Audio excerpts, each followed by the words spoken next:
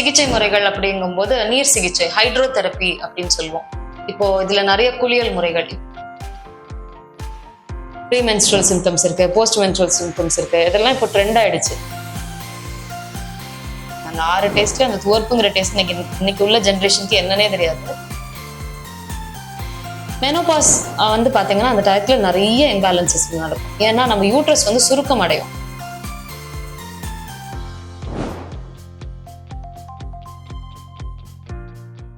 வாழ்த்துக்கள் மேம். உங்களை பத்தி நம்ம நேயர்கள் கூட ஷேர் பண்ணிக்கோங்க. வாழ்த்துக்கள். நான் டாக்டர் கலைமகள்.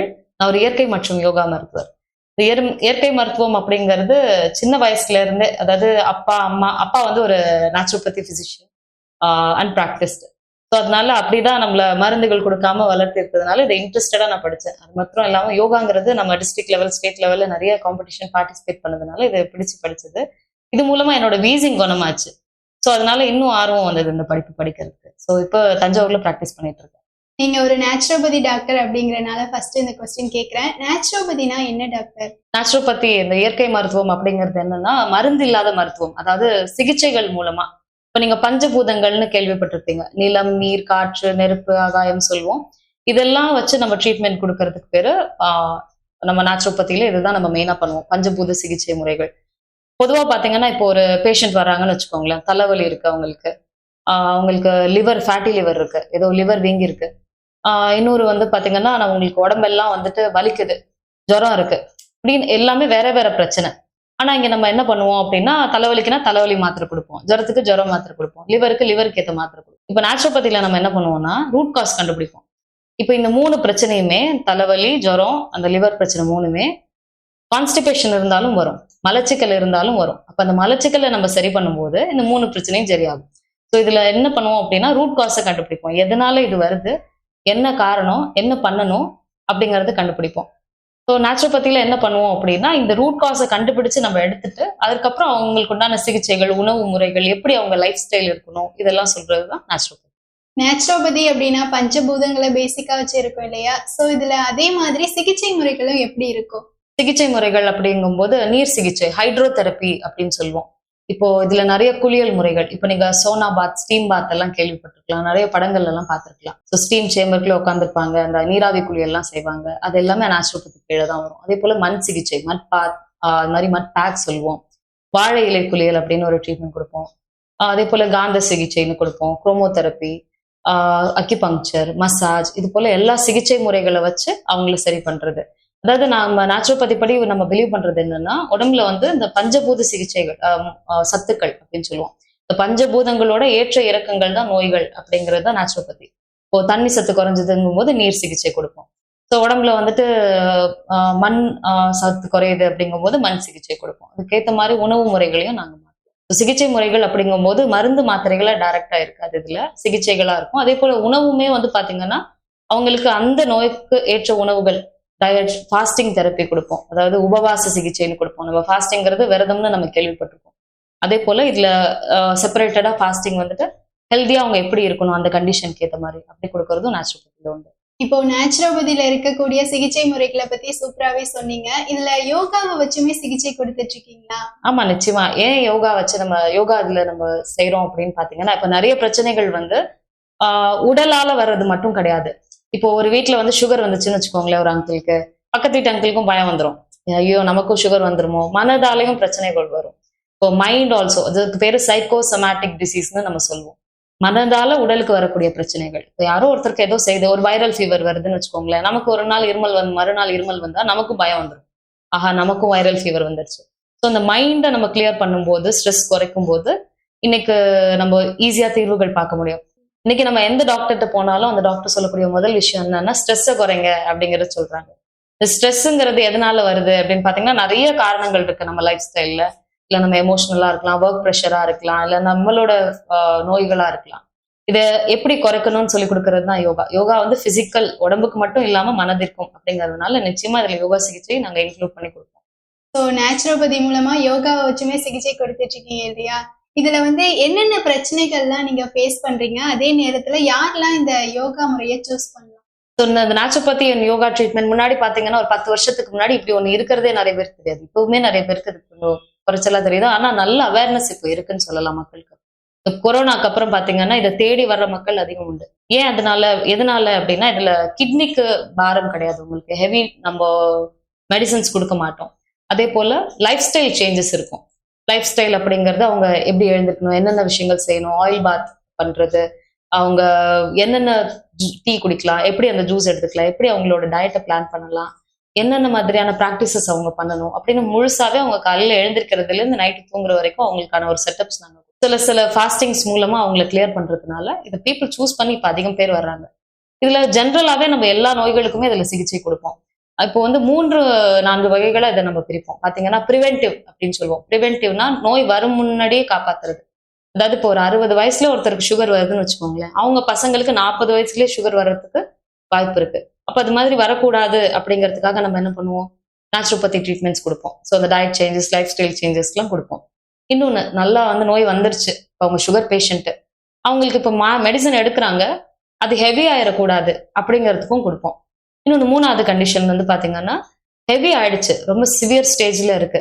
இப்போ கேன்சர்ல ஹெவி ஸ்டேஜ்ல இருக்கிறாங்க, கீமோதெரப்பி எடுத்துட்டு இருக்காங்க. அப்போ கீமோதெரப்பி எடுக்கிறவங்களுக்கு என்னென்ன சைட் எஃபெக்ட்ஸ்னு நம்ம பார்த்துருப்போம். முடி கொட்டும், மொட்டை அடிச்சுப்பாங்க, வெயிட் குறையும். ஸோ அவங்களுக்கு மென்டலி ஒரு பயம் இருக்கும் இல்லையா, உயிர் பத்தி ஒரு பயம் இருக்கும். இதெல்லாம் இல்லாம அவங்களுக்கு கவுன்சிலிங் கொடுத்து சில ட்ரீட்மெண்ட்ஸ் கொடுக்கறதுக்கும் நேச்சுரோபதி ஹெல்ப் ஆகும். ஸோ இந்த மாதிரி வகைகள்ல நாங்க நேச்சுரோபதியை பீப்புளுக்கு கொடுத்துட்டு இருக்கோம். மோஸ்ட்லி பாத்தீங்கன்னா பெண்களுக்கு நிறைய உடல்நல பிரச்சனைகள் இருக்கும். இந்த பெண்களுக்கு ஏற்படக்கூடிய பெரும்பாலான பிரச்சனைக்கு இந்த நேச்சுரோபதியும் ஒரு சிறந்த தீர்வா இருக்குமா? நிச்சயமாங்க. ஏன்னா பெண்கள் பிரச்சனைகள் அப்படின்னு சொல்லும்போது நமக்கு லேடிஸ்க்கு வந்து பாத்தீங்கன்னா ஒரு வருஷமும் ஒரு சேஞ்சஸ் நடந்துட்டே இருக்கும். ஒரு 10 வருஷத்துலயும் அவங்க வளர்ந்துட்டே இருக்கிறாங்க. முதல் 10 வருஷம் நம்ம குழந்தையா இருப்போம். இப்போ அடுத்த 10 வருஷம் வந்து பாத்தீங்கன்னா ஏஜ் அட்டன் பண்ணுவாங்க. ஸோ அப்போ இந்த ப்ளீடிங் ஃபர்ஸ்ட் டைம் பாக்குறது, அப்போ அதை பத்தின டிஸ்கஷன் இருக்கும். அடுத்த 10 வருஷம் மேரேஜ், குழந்தை பிறக்கிறதுக்கு முன்னாடி எப்படி இருக்கணும், கன்சீவ் ஆகிறது எப்படி, கன்சீவ் ஆனும் போது எப்படி இருக்கணும், பீரியட்ஸ் பிரஸ்ட் ஃபீட் பண்ணும்போது, அதாவது பால் கொடுக்கும்போது அந்த உமன் எப்படி இருக்கணும், திரும்ப அந்த 40-50கள்ல எப்படி இருக்கணும், மெனோபாஸ் ஆகும்போது, அதாவது அந்த பீரியட்ஸ் நிற்கும் போது அவங்க எப்படி இருக்கணும்னு ஒரு நேரத்துக்கும் ஏற்ற மாதிரி அந்த ஹார்மோனல் சேஞ்சஸ் நடக்கும். அதுக்கு வந்து பாத்தீங்கன்னா இப்போ நம்ம இயற்கையா இருக்கிற ஹார்மோன் சேஞ்ச் ஆகுறது தான் பிரச்சனை இப்போ உடம்புல. அதை திரும்ப இயற்கைக்கு கொண்டுட்டு வர்றது, பேக் டு நார்மல் அப்படிங்கிற விஷயத்த செய்யணும்னா 2 விஷயம் தான். ஒண்ணு, நல்ல லைஃப் ஸ்டைல் இருக்கணும், நல்ல டயட் இருக்கணும். இது 2த்தையும் நம்ம செய்யறதுனால என்ன மெடிசன் கொடுத்தாலும் இந்த 2மே கரெக்டா இருக்கணும். அதுக்கு நேச்சுரோபதி ஹெல்ப் பண்ணும். ஸோ நிறைய உமன்ஸ்க்கு நாங்க ட்ரீட்மெண்ட் கொடுத்துட்டு இருக்கோம். ஸோ பிசிஓடியா இருக்கட்டும், குழந்தையின்மையா இருக்கட்டும், இல்ல மெனோபாஸா இருக்கட்டும். ஸோ பெண்கள் ரிலேட்டடான பிரச்சனைகள் எல்லாத்துக்குமே இது நல்ல தீர்வா இருக்கும். அடுத்த கொஸ்டினா பாத்தீங்கன்னா, இன்னைக்கு இருக்க காலகட்டத்துல பெண்களுக்கு தைராய்டு பிரச்சனை அதிகமா இருக்கும். ஏன் பெண்களுக்கு அதிகமா தைராய்டு பிரச்சனை வருது? அதுல இருந்து எப்படி பெண்களை நேச்சுரோபதி மூலமா மீட்டு கொண்டு வரீங்க? நிச்சயமா. ஸோ தைராய்டு அப்படிங்கிறது ஒரு பட்டர்ஃபிளை கிளாண்டுன்னு சொல்லுவோம். அழகா இருக்கும் அந்த கிளாண்ட் பாக்குறதுக்கு, நம்ம தொண்டையில இருக்கும். ஆண்களுக்கும் இருக்கு இந்த கிளாண்ட். ஆனா ஏன் பெண்களுக்கு மட்டும் இந்த பிரச்சனைகள் அதிகமா இருக்கு அப்படின்னு பாத்தீங்கன்னா, ஹார்மோனல் இம்பேலன்சஸ். நம்ம ஹார்மோன்ஸ் எல்லா நேரமும் ஒரே மாதிரியே இருக்கிறது இல்ல. 10 வயசு வரைக்கும் நார்மலா இருக்கும். திரும்ப நம்ம ஏஜ் அட்டன் பண்ணணும்னு கொஞ்சம் ஏறி இறங்கும். அடுத்தது வந்து மேரேஜ் அப்போ ஏறி இறங்கும். அடுத்தது கன்சீவ் ஆகும்போது ஏறி இறங்கும்.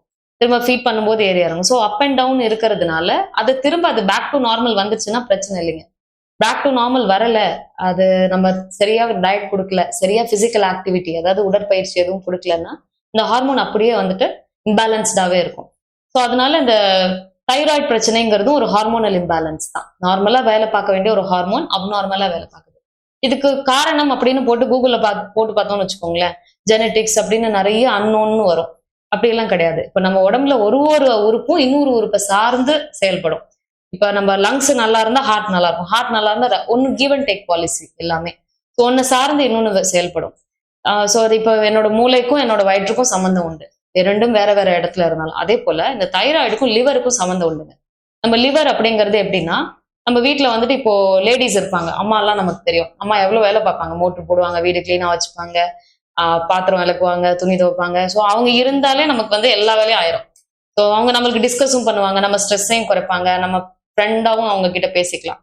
ஸோ ஒரு நாள் நம்ம அம்மா உடம்பு சரியில்லைன்னு வச்சுக்கோங்களேன், என்ன நடக்கும், நம்ம வீட்டுல வந்து எதுவுமே அந்தந்த இடத்துல கரெக்டா இருக்காது, நமக்கு ஷேர் பண்ணிக்க ஆள் இருக்க மாட்டாங்க, ஃபுட்டு ரெடியா இருக்காது. ஸோ எல்லாமே அப்படியே நின்று போயிடும் இல்லைங்களா. அது மாதிரிதான் அந்த லிவரும். லிவர் வந்து நம்ம உடம்புல நம்ம அம்மா மாதிரி ஆல்ரவுண்டர், எல்லா வேலையும் பார்க்கும்.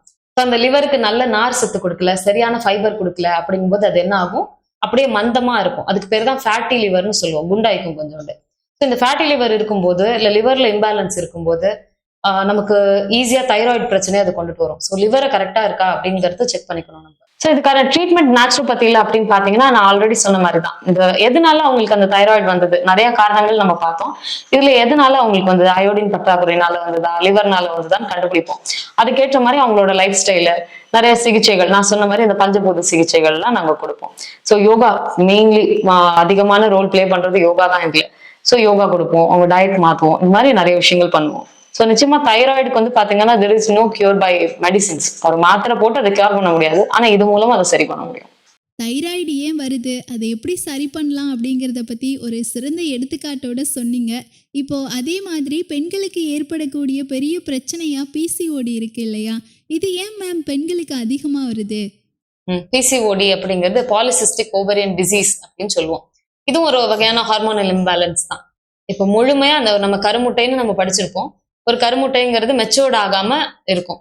அது ஃபுல்லா மெச்சூர் ஆகி வெளியில வரும்போது நம்ம யூட்ரஸ்ல இருக்கும், அது வெயிட் பண்ணி பார்க்கும். அதுக்கப்புறம் அது கருவுறுதல் நடக்கலைன்னா அது வந்து ஷெட் ஆஃப் ஆயிரும், அதாவது பீரியட்ஸா அது வெளியில வந்துடும். இதுதான் நமக்கு ஒரு மாசமும் நடக்குது. இப்போ இதே நேரத்தில் இந்த மெச்சூரிட்டி அப்படின்னு சொல்றோம் இல்லையா, இந்த கருமுட்டை நல்ல வளர்ச்சி, நல்ல முதிர்வடையணும். அந்த மெச்சூரிட்டி நடக்காம அது அன்டெவலப்டா இருக்கு அப்படின்னா இந்த பிசிஓடி. பிசிஓடி அப்படிங்கிறது இதுவும் ஒரு ஹார்மோனல் இம்பேலன்ஸ் தான். அவங்களுக்கு வந்து பாத்தீங்கன்னா தோல் எல்லாம் தடிமனா இருக்கும், கழுத்துல கருப்பு கருப்பா வளையம் இருக்கும், நிறைய முடி வந்து அதிகமா வரும். தலையை தவிர்த்து மற்ற இடங்கள்ல முடி நிறைய இருக்கும், தலைமுடி மட்டும் கொட்டும். இது பிசிஓடியில நடக்கும். நல்லா அந்த தாடி மீசை இந்த இடங்கள்ல எல்லாம் முடி வளர ஆரம்பிக்கும், தோல் தடிமனா இருக்கும், மூட் ஸ்விங்ஸ் இருக்கும், கோவப்படுவாங்க, எரிச்சல் ஆவாங்க, நிறைய விஷயங்கள் நமக்கு இதுல நல்ல சிம்டம்ஸ் வர்றது உண்டு. இந்த பிசிஓடிக்கு நேச்சுரோபதியில ட்ரீட்மெண்ட் என்ன அப்படின்னு பாத்தீங்கன்னா, ஃபர்ஸ்ட் அவங்களுடைய அந்த மைண்டை வந்து நம்ம கிளியர் பண்ணணும்.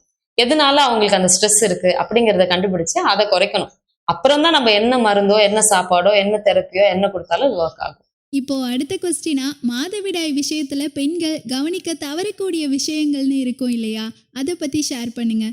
இப்ப மாதவிடாய்ங்கிறது ஒருத்தருக்கு 3 நாள் இருக்கலாம், ஒருத்தருக்கு 5 நாள் இருக்கலாம். மாதவிடாய்ங்கிறது நிறைய பேர் பிரச்சனையா பாக்குறாங்க. பிரச்சனை எல்லாம் கிடையாது, நம்மளுக்கு நார்மலா நடக்கக்கூடிய ஒரு மெக்கானிசம் அப்படின்னு வச்சுக்கோங்களேன். இப்ப நம்ம சாப்பாடு சாப்பிடுறோம், செரிக்குது, செரிக்கிறதோட ஒரு நமக்கு எப்படி செரிச்சிருச்சுன்னு தெரியுது, அது வந்து இந்த ஏப்பம் வர்றதுதான். நமக்கு ஃபர்ஸ்ட் ஏப்பம் வர்றதுதான் நமக்கு செரிச்சிருச்சுன்னு தெரியுது. அது போல நமக்கு மாதவிடாயும் நம்ம ஹெல்தியா இருக்கும், நம்ம கருவுறுதலுக்கு ஹெல்தியா இருக்கும், நம்ம யூட்ரஸ் நல்லா இருக்குன்னு தெரிவிக்கிற ஒரு சைன் தான் அது. அதை பிரச்சனையா இப்ப பாக்குறது கூடாது.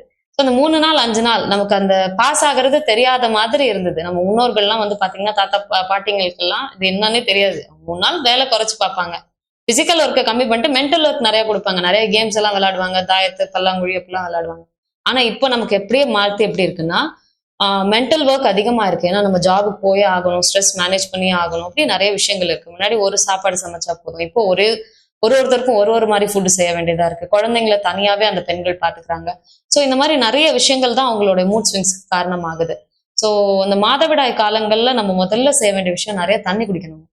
ஸோ முதல்ல நிறைய தண்ணி குடிக்க தான் நம்மளோட யூரின் பிளாடர், நம்ம பிளாடர் எப்படி இருக்குன்னு வச்சுக்கோங்களேன், அந்த பிளாடருக்கு மேல இந்த யூட்ரஸ் வந்து படுத்திருக்கும்.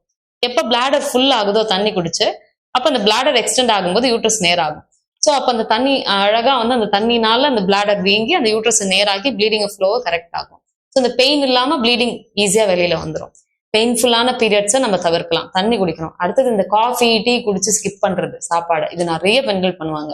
ஸோ காலையில காஃபி குடிச்சுப்பாங்க, டீ குடிச்சுப்பாங்க, அப்படியே சாப்பாடு சாப்பிட மாட்டாங்க, வாமிட்டிங் வர மாதிரி இருக்கு அப்படின்லாம் சொல்லுவாங்க. நிச்சயமா பேலன்ஸ்டு மீல் சாப்பிடணும், நமக்கு சத்து தேவையான நேரம் அது. அதனால நல்ல மீல்ஸ், பேலன்ஸ்டா ஒரு மீல் சாப்பிடணும். நல்ல ஸ்நாக், அந்த ஃப்ரூட் சாலட், வெஜிடபிள் சாலட், நீங்க ஹெல்தி ப்ரிப்பரேஷன் ரெசிபிஸ்ல நிறைய இருக்கு நேச்சுரோபதி. ஸோ அந்த மாதிரி நீங்க ப்ரிப்பேர் பண்ணி நீங்க சாப்பிடலாம். ஸோ தண்ணியை வெறும் தண்ணியா குடிக்காம கஞ்சி, சூப்பு, ஜூஸ், ஹெர்பல் டீ அந்த ஃபார்மேட்ல எல்லாம் நம்ம குடிக்கணும். அடுத்த விஷயம் என்ன பீரியட்ஸ்ல கவனிக்க வேண்டியது அப்படின்னு பாத்தீங்கன்னா, கம்ப்ளீட்டா படுத்திருக்கிறது கூடாது. கொஞ்சம் கொஞ்சம் நம்மளால முடிஞ்ச வேலைகள் செய்யணும். நிறைய பேர் இப்போ அதை நேம் பண்ணிக்கிறாங்க. எனக்கு வந்து பிஎம்எஸ் இருக்கு, ப்ரீ மென்ஸ்ட்ரல் சிம்டம்ஸ் இருக்கு, போஸ்ட் மென்ஸ்ட்ரல் சிம்டம்ஸ் இருக்கு, இதெல்லாம் இப்போ ட்ரெண்ட் ஆயிடுச்சு. எனக்கு பிஎம்எஸ் நம்ம அப்படி முன்னாடி உள்ளவங்க எல்லாம் அதெல்லாம் ட்ரெண்ட் பண்ணவே இல்லை, இதெல்லாம் ஒரு விஷயமாவே இல்லை, நார்மலா பாஸ் பண்ணிட்டு போனாங்க இது. ஆனா நம்ம தான் ரொம்ப டிஃபிகல்ட்டா பாக்குறோம். ஸோ நம்ம வந்து அதை அதிகமா எடுத்துக்க கூடாது. நமக்கு மூட் ஸ்விங்ஸ் வரதான் செய்யும், நமக்கு கோபம் வரும், கத்தணும்னு தோணும், எல்லாமே வரும் தான், நார்மல் தான். நம்ம கண்ட்ரோலும் பண்ணக்கூடாது, ஆனா அதே நேரத்துல அதை அட்வான்டேஜா எடுத்து 10 பேரை திட்டவும் கூடாது. ஸோ மேனேஜ் பண்ணணும். So we have to manage. எப்படி நம்ம மேனேஜ் பண்றோமோ அதை பொறுத்து நம்மளுடைய கரேஜ், தைரியமும் வளரும். ஸோ இந்த பீரியட்ஸ்ல நீங்க எப்படி உங்களோட மூட் ஸ்விங்ஸ் மேனேஜ் பண்றீங்களோ அதை பொறுத்து தான் நீங்க தைரியமா இருப்பீங்க. அதை பொறுத்து தான் நீங்க வெளியில எப்படி ஃபேஸ் பண்றீங்களோ அது பண்ணுவீங்க. ஸோ இதெல்லாம் இது மாதிரி வழிமுறைகளை நாங்க நேச்சுரோபதியில சொல்லி தருவோம். எப்படி பண்ணணும், எப்படி அந்த டிஸ்மெனோரியான்னு சொல்லுவோம் அந்த பீரியட்ஸ் பெயின் பத்தி, அதை எப்படி மேனேஜ் பண்ணணும், ஹாட் பேக் கொடுக்கறது, பேக்ஸ் நிறைய கொடுப்போம் அந்த டயத்துல, டயட் மாத்துவோம், அவங்களுக்கு பர்டிகுலரான மெடிடேஷன்ஸ் சொல்லி கொடுப்போம். ஸோ இதெல்லாம் நாங்க நேச்சுரோபதியில பண்ணுவோம். ஸோ நீங்க மெயினா பீரியட்ஸ் இருக்கும்போது இந்த மாதிரி விஷயங்கள் ஃபாலோ பண்ணணும். அண்ட் ரொம்ப முக்கியமான விஷயம் பீரியட்ஸ்ல என்ன அப்படின்னு பாத்தீங்கன்னா அந்த ஸ்ட்ரெஸ்ஸை வந்து மேனேஜ் பண்றது. ஸோ ஸ்ட்ரெஸ் கரெக்டா வச்சுக்கிட்டீங்க அப்படின்னா அந்த கிராம்ஸ் குறையும். இப்போ நீங்க ஷேர் பண்ண தகவல் ஒவ்வொரு பெண்களுக்குமே பயனுள்ளதா இருக்கும் அப்படின்னு நினைக்கிறேன். அதே மாதிரி இந்த காலத்துல பெண்களுக்கு மெனோபாஸ் சீக்கிரமே வரதுக்கான காரணம் என்ன மேம்? அதை எப்படி எல்லாம் தடுக்கலாம்? நிச்சயமா. இப்ப மெனோபாஸ் அப்படிங்கறதுமே வந்து இப்போ ஒரு நோயா பாக்குறாங்க. அதுவும் கிடையாது. நமக்கு எப்ப இந்த ரீப்ரொடக்ஷன்னா நம்ம அடுத்த இனப்பெருக்கம் குறையுதோ, அது இல்ல அப்படிங்கிற நேரம் வருதோ அது மெனோபாஸ். யூஸ்வலா வந்து பாத்தீங்கன்னா 50-45 வயசுக்கு மேல இருந்து ஆரம்பிக்கும். 40 வயசுக்குள்ள அல்லது 30 வயசுக்கு உள்ளேயே அது வந்து மெனோபாஸ் ஆகுதுன்னா நம்ம முன்னாடியே அதாவது ப்ரீமெச்சூர் அப்படின்னு சொல்லுவோம். 45க்கு மேல ஆகுறது கொஞ்சம் கரெக்டான டைம் அப்படின்னு சொல்லுவோம். மெனோபாஸ் வந்து பாத்தீங்கன்னா அந்த டயத்துல நிறைய இம்பேலன்சஸ் நடக்கும். ஏன்னா நம்ம யூட்ரஸ் வந்து சுருக்கம் அடையும். ஸோ பெரிய யூட்ரஸ் வந்து சின்னதா ஒரு குட்டி பர்ஸ் மாதிரி மாறிடும். ஸோ அப்போ நமக்கு நிறைய ஹார்மோன்ஸ் ஏறி இறங்கி அது சுருங்க வைக்கும் இல்லையா? அதனால நிறைய கோவம் வரும், எரிச்சல் வரும், டிப்ரெஷன் வரும், அழுக வரும், மூட் ஸ்விங்ஸ் நிறையவே வரும். அவங்களுக்கு நிறைய கால்சியம் தேவைப்படும். இன்னொரு அன்னோன் ட்ரூத் என்ன அப்படின்னு பாத்தீங்கன்னா விட்டமின் டி அப்படிங்கிற ஒரு ஃபேக்டர் பத்தி நம்ம பேசுறதே கிடையாது. விட்டமின் டி இங்கதான் ரொம்ப அதிகமா தேவை. விட்டமின் டிங்கிறது நம்ம என்ன படிச்சிருப்போம், எலும்புக்கு தேவைன்னு மட்டும்தான் நமக்கு தெரியும். அதை தாண்டி விட்டமின் டி இம்யூனிட்டிக்கு தேவை, எதிர்ப்பு சக்திக்கு தேவை. இப்ப நீங்க மெனோபாஸ் அதாவது பீரியட்ஸ் நின்று போன ஒரு லேடி வந்து கீழே விழுந்துட்டாங்கன்னு வச்சுக்கோங்களேன், அதிகமா ஃப்ராக்சர் ஆகும். நார்மலா பீரியட்ஸ் ஆகிற உமனை விட அந்த பீரியட்ஸ் நின்று போன உமன் வந்து பாத்தீங்கன்னா ஃப்ராக்சர்ஸ் அதிகமா நடக்கும். ஏதாவது ஒரு பிரச்சனை வந்ததுன்னா லேட்டா ஹீல் ஆகும். ஸோ மூட் ஸ்விங்ஸ் அதிகமா இருக்கும். ஏன்னா இந்த விட்டமின் டி டெஃபிஷியன்சி, உங்க விட்டமின் டி கரெக்டா இருக்கான்னு பாத்துக்கோங்க மெனோபாஸ்ல. அது முதல் முக்கியமான விஷயம். இன்னொன்னு உங்க உடம்பு மொத்தமும் நிறைய மாற்றங்கள் நடந்துட்டு இருக்கு நமக்கே தெரியாம. அதனால பிசிக்கல் ஆக்டிவிட்டி ஒரு பார்ட்டா வைங்க. எனக்கு என்ன 50 வயசு ஆக போகுது, 60 வயசு ஆக போகுது, நான் ஏன் பிசிக்கல் ஆக்டிவிட்டி செய்யணும், முடியல இனிமேல் அப்படின்னு இல்லாம உங்களால எந்த லெவல்ல பிசிக்கல் ஆக்டிவிட்டி அப்படின்னு ஒரு விஷயம் செய்ய முடியுதோ அதை நம்ம டெய்லி லைஃப்ல கொண்டுட்டு வரணும். டயட் அதுக்குன்னு நிறையவே இருக்கு, அதை வந்து நம்ம கொண்டுட்டு வரணும். துவர்ப்புங்கிற ஒரு டேஸ்ட் இருக்கு. துவர்ப்பு அப்படிங்கிறது நம்ம இன்னைக்கு 6 டேஸ்ட் இருக்குங்க. அந்த 6 டேஸ்ட்ல அந்த துவர்ப்புங்கிற டேஸ்ட் இன்னைக்கு உள்ள ஜென்ரேஷனுக்கு என்னன்னே தெரியாது. இந்த வாழைப்பூ, ஆவாரம்பூ, நாவல் கொட்டை இந்த மாதிரி ஐட்டத்தெல்லாம் உள்ள கொண்டுட்டு வரணும். நம்ம அதெல்லாம் ஹெர்பல் டீயாவோ இல்லைன்னா ரெசிபிஸாவோ மேக் பண்ணி எடுத்துக்கணும். அப்போ மெனோபாஸை ஈஸியா நம்ம கிராஸ் பண்ணி வரலாம். சீக்கிரம் மெனோபாஸ் இப்ப நிறைய நடக்கிறதுக்கு காரணம் என்ன, 30 வயசுல நின்று போச்சு, 40 வயசுல நின்று போச்சுன்னு சொல்றதுக்கான காரணம் வந்து பாத்தீங்கன்னா லைஃப் ஸ்டைல் தான். காலையில இட்லி, நைட்டு தோசை, காலையில தோசை, நைட் இட்லி, மத்தியானம் கொஞ்சம் சாதம். இதுல ஃபைபர் கிடையாது, சத்து கிடையாது, எதுவுமே கிடையாது. ஸோ இப்போ சத்தான சாப்பாடு நல்லா லேடிஸ் சாப்பிட்றது ரொம்ப முக்கியம். நல்ல உணவுகள் எடுத்துக்கிறது முக்கியம். நல்ல லைஃப் ஸ்டைல் ஃபாலோ பண்றது முக்கியம். இது பண்ணுனாங்கன்னா மெனோபாஸ் கரெக்டா வரும். பெண்களை பொறுத்த வரைக்கும் துவர்ப்புங்கிறத அதிகமா எடுத்துக்கணும்னு சொன்னீங்க இல்லையா? அதே மாதிரி இன்னுமே பெண்கள் நிறைய அதிகமா சேர்த்துக்கக்கூடிய உணவுகள் இருக்கும் இல்லையா? அதை பத்தியுமே ஷேர் பண்ணுங்க. நிச்சயமா. பெண்கள் அப்படிங்கும்போது நமக்கு நான் சொன்ன மாதிரி நிறைய மாற்றங்கள் நம்ம உடம்புல நடந்துகிட்டே இருக்கும். ஒரு நேரத்துலயும் நிறைய தண்ணி குடிக்கணுங்க. அந்த தண்ணியை வந்து நார்மலான வாட்டரா இல்லாம ஜீரக தண்ணி, சோம்பு தண்ணி, பட்டை தண்ணி, அது போல காய்கறிகள், இந்த பைனாப்பிள் எல்லாம் நம்ம வெட்டுறோம் இல்லையா, அதோட தோல் எல்லாம் ஊற வச்சு அந்த தண்ணி, இந்த டீடாக்ஸ் வாட்டர்னு கூட இப்ப ட்ரெண்ட் ஆயிட்டு இருக்கு. அந்த மாதிரி தண்ணிகள் எடுத்துக்கலாம், வாட்டர் எடுத்துக்கலாம். ஹெர்பல் டீஸ் நிறைய எடுத்துக்கோங்க. நம்மளுக்கு 2 முக்கியமான தேவையில்லாத பொருள் அப்படின்னு பாத்தீங்கன்னா அதிகமான பால், அதிகமான சர்க்கரை. ஸோ இந்த சுகர் ஐட்டம்ஸ், அது நான் நாட்டு சக்கரை தான் சாப்பிட்றேன், நான் வெல்லம் தான் சாப்பிட்றேன் அப்படின்னா கூட அது தப்பு தான். ஸோ சுகரை வந்து குறைச்சிக்கோங்க. ஸோ முடிஞ்ச அளவுக்கு இனிப்புங்கிற சுவை அளவா வச்சுட்டு இந்த துவர்ப்பு, கசப்பெல்லாம் அதிகப்படுத்தி சாப்பிடுங்க. இது ரொம்ப முக்கியமான விஷயம். எந்த அளவுக்கு துவர்ப்பு நீங்க எடுக்கிறீங்களோ அந்த அளவுக்கு உங்க யூட்ரஸ் நல்லா இருக்கும். ஸோ இந்த அத்திக்காய், பிஞ்சு காய்கறி, பிஞ்சு கத்திரிக்காய், பிஞ்சு காய்கறி எல்லாமே ரொம்ப நல்லதுங்க. நீர் காய்கறின்னு சொல்லுவோம் நம்ம ஊர்ல, அந்த பொடலங்காய், அதெல்லாம் எல்லாமே ரொம்ப நல்லது.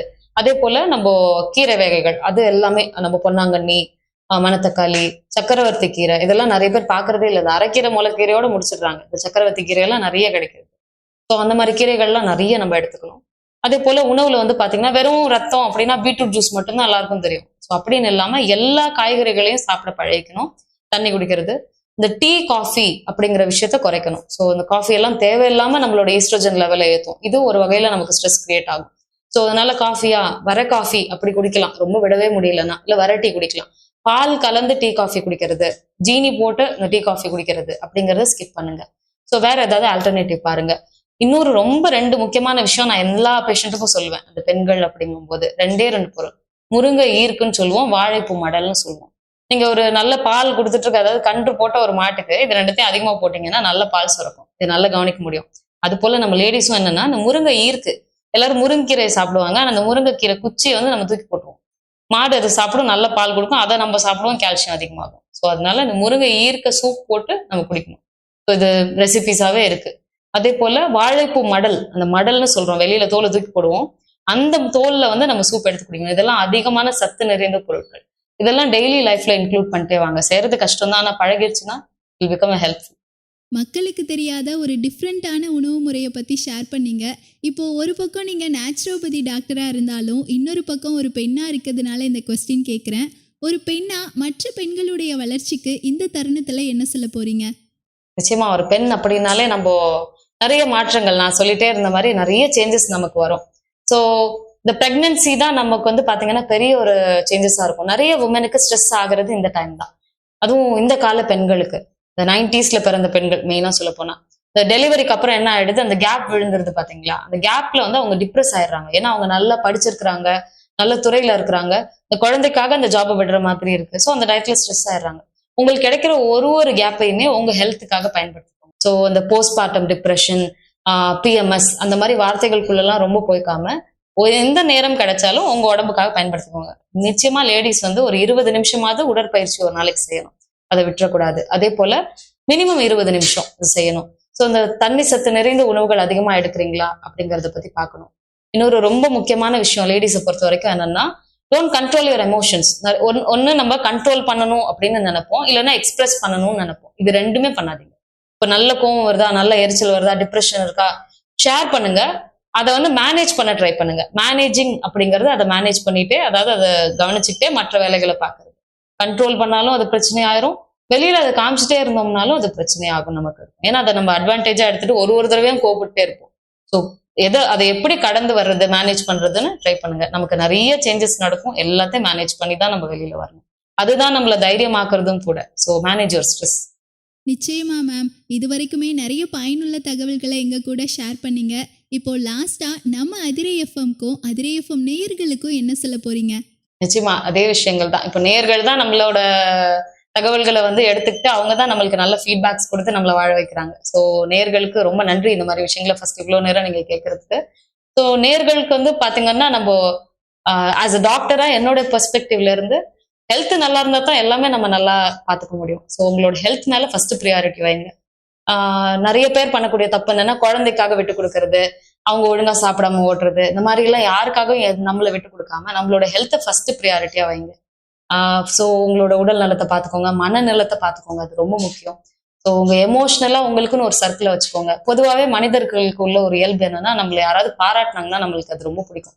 ஸோ அந்த மாதிரி உங்களுக்கு ஒரு நல்ல ஃப்ரெண்ட்ஷிப் சர்க்கிளை வச்சுக்கோங்க, நல்ல ஒரு சப்போர்ட்டிவ் சிஸ்டம் வச்சுக்கோங்க. ஹெல்த் நல்ல சப்போர்ட்டிவ் சிஸ்டம் இருக்கும்போது ஈஸியா உங்க ப்ரொஃபஷன் இல்லை உங்களோட மற்ற வேலைகள் சிறப்பா இருக்கும்.